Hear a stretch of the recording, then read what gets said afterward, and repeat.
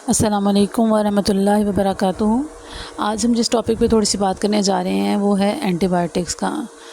हमारे इंडिया और पाकिस्तान के इलाके ऐसे हैं कि जिनमें एंटीबायोटिक्स को बिल्कुल एज़ गमीज़ लिया जाता है, बिल्कुल आम मेडिसिन की तरह, पैनाडोल की तरह लिया जाता है, जिसमें मतलब कोई टेंशन ही नहीं है। जिसको कुछ नज़ला ज़ुकाम या कोई भी प्रॉब्लम हुआ तो मुझे ये सूट करती है।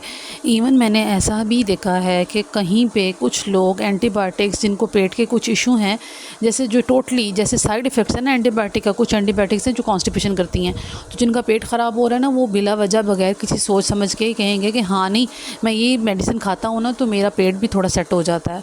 हालांकि ऐसा बिल्कुल नहीं है। एंटीबायोटिक्स बहुत ही ख़तरनाक मेडिसिन हैं।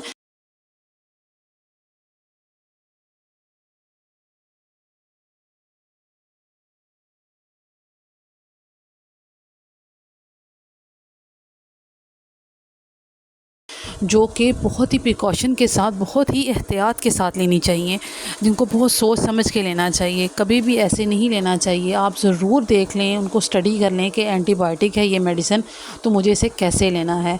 बेसिकली बायो मींस लाइफ, तो ये एंटीबायोटिक्स जो होती हैं ये लाइफ के अगेंस्ट मेडिसिन है, लेकिन लाइफ बैक्टीरिया की होती है बेसिकली ये।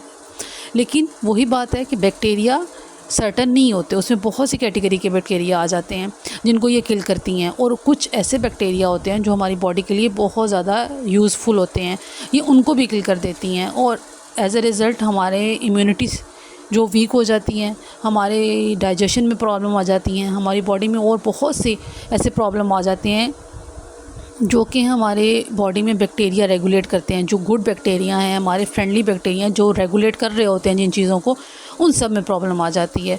और इन द लॉन्ग रन आप एंटीबायोटिक अगर यूज़ कर रहे हैं तो आपकी इम्यूनिटी भी डिस्टर्ब हो जाती है। फिर आपको एक तो सबसे पहले तो रेजिस्टेंस आ जाएगी, आपको एंटीबायोटिक इफ़ेक्ट ही नहीं करेगी। फिर वो आपको हाई से हाई डोज पे जाना पड़ेगा उसके लिए, एंटीबायोटिक के लिए। एक तो ये प्रॉब्लम, ये तो एक समझ आने वाला प्रॉब्लम है। लेकिन इसके अलावा एंटीबायोटिक यूज़ करने के जो मैं प्रॉब्लम्स बता रही हूँ, जो कि नॉर्मली कंसीडर नहीं किए जाते, वो है सबसे ज़्यादा कि हमारे नॉर्मल बैक्टीरिया जो हैं, इवन हमारे ब्रेन में बैक्टीरिया हैं, हमारे ब्रेन में, हमारे गट में बैक्टीरिया हैं जो कि रेगुलेट करते हैं बहुत सारे हमारे, मतलब गट में देखें आप, जितनी न्यूट्रिशंस एब्जॉर्ब होनी है, तो जो बैक्टीरिया का इफ़ेक्ट है वो नहीं होगा तो आपकी बॉडी प्रॉपरली फंक्शन नहीं करेगी। इवन यहाँ तक स्टडीज़ आ रही हैं कि ये जो मेंटल डिजीज़ हैं, डिप्रेशन, एंजाइटी, ये भी कहीं ना कहीं एंटीबायोटिक के ओवर यूजेज की वजह से हमारी बॉडी में हो रही है, क्योंकि हमारे जो बैक्टीरिया हैं वो डिस्टर्ब हो जाते हैं। वो बैक्टीरिया इन्वॉल्व होते हैं बहुत सी हेल्दी एक्टिविटीज़ बॉडी में जो होनी होती हैं, वो फिर वक्त के साथ साथ ये प्रॉब्लम क्रिएट करने लग जाते हैं। तो खुदारा थोड़ा सा देख के इस्तेमाल करें। कोई भी केमिकल आप बॉडी में लेके जाना चाह रहे हैं, चाहे किसी भी तरह की ड्रग है, तो उसे कंसीडर करके लें कि क्या है वो। लेकिन सबसे ज़्यादा इंपॉर्टेंट चीज़ खसूसी तौर पे आज के टॉपिक की जैसे बात करें, एंटीबायोटिक्स हैं। कोई भी मेडिसिन जो आपको पता लग जाए कि ये एंटीबायोटिक है, उसे बहुत एहतियात से लें, एक प्रॉपर तरीके से लें, दरमियान में छोड़ें नहीं कभी भी। ये इसका ऐसा नहीं करें कि एक दवाई खाई, एक दिन खाई, दूसरे दिन छोड़ दी और चेंज कर लेता हूँ, ये कर लेता हूँ, अपनी मर्ज़ी से इसे बिल्कुल रेगुलेट ना करें। या फार्मासिस्ट की कंसल्टेशन लें या डॉक्टर की से कंसल्ट करें आप प्रॉपरली कि कैसे मुझे खाना है, और इसमें टाइम और ड्यूरेशन, इन चीज़ों को बहुत इंपॉर्टेंस दें कि इतने टाइम के बाद ये वाली मेडिसिन एंटीबायोटिक को बहुत रेगुलेट करके खाएं। इतने दिन खाना ज़रूरी है, मिनिमम 3 डेज़ या 5 डेज़ खाना ज़रूरी है। 3 डेज़ नॉर्मली एक नॉर्मल उसमें कहा जाता है, हालांकि 3 डेज़ में कोई ख़ास वो इफ़ेक्ट नहीं करती। बेसिकली ये 5 डेज़ का कोर्स होता है या 7 डेज़, फिर आगे 14 डेज़, इस तरह इनके कोर्सेज़ होते हैं। तो आप इसको थोड़ा ध्यान से लें और इस चीज़ को बड़ा कंसीडर करें कि कौन सी मेडिसिन जो है मैं एंटीबायोटिक ले रहा हूँ। सबसे पहले कोशिश करें कि लेनी ही ना पड़े आपको एंटीबायोटिक। आप कोशिश करें कि आपकी इम्यूनिटी एनहांस हो। जब तक आपको शॉर्ट पता नहीं चल जाता, ब्लड टेस्ट ऐसे बहुत से हैं, अपने डॉक्टर से कहें कि भाई मुझे ऐसा पर्टिकुलर ब्लड टेस्ट करवा दें, मुझे पता चल जाए कि हाँ मुझे वाकई ज़रूरत है, मैं थोड़ा कॉन्शियस हूँ, मैं नहीं लेना चाहता एंटीबायोटिक, तो वो आपको ऐसे ब्लड टेस्ट करवा देंगे जिससे आपको पता चल जाएगा। जैसे सीबीसी करते हैं, जिससे आपको इन्फेक्शन का पता चल जाता है, हाँ भी इन्फेक्शन है, चलो इन्फेक्शन है तो कंसीडर किया जा सकता है, ठीक है आप एंटीबायोटिक ले सकते हैं। अगर इन्फेक्शन ही नहीं है तो फिर आप क्यों एंटीबायोटिक लेंगे।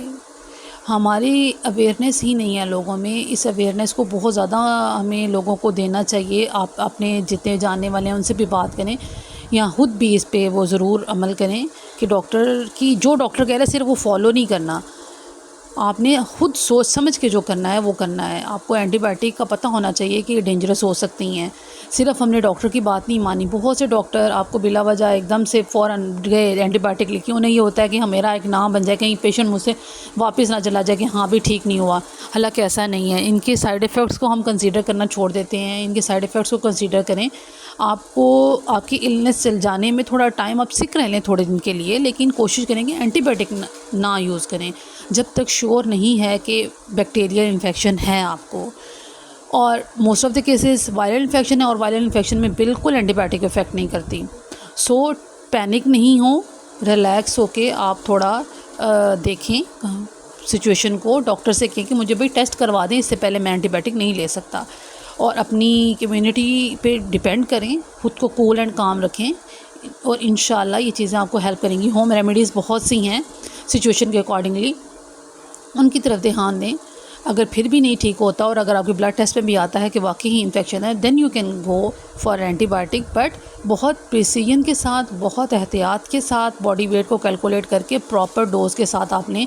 इसके लिए आप किसी फार्मासिस्ट की हेल्प ले लें, या डॉक्टर ने जैसे आपको कहा है उसको अच्छी तरह से देख के उस तरह लें, और प्रॉपर डेज टाइम पूरा करें, क्योंकि अगर आप पूरा नहीं करेंगे टाइम तो रेजिस्टेंस आपकी बॉडी में, फिर नेक्स्ट टाइम वो एंटीबायोटिक उस तरह इफ़ेक्ट नहीं करेगी आपको, फिर प्रॉब्लम ज़्यादा से ज़्यादा होते जाएंगे। तो आई होप कि इस सेशन में कुछ ना कुछ ऐसा होगा जो आपकी इन्फॉर्मेशन में इजाफ़ा हुआ हो। जज़ाकल्लाह खैर, दुआ में याद रखिएगा। अस्सलामु अलैकुम वरहमतुल्लाहि वबरकातुहू।